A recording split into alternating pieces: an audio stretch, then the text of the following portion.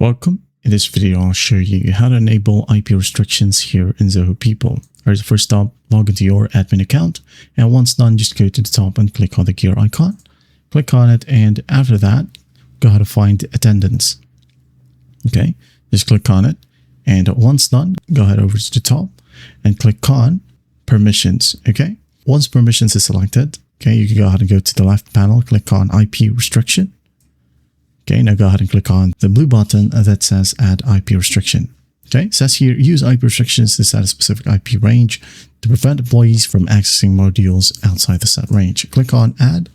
Right here from IP address, go ahead and type down the specific IP address. Okay, for example, there's a 000 to IP 1.1.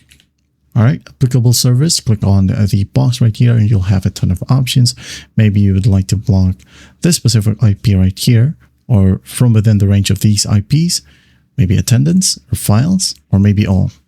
All right, applicable to all users or specific users.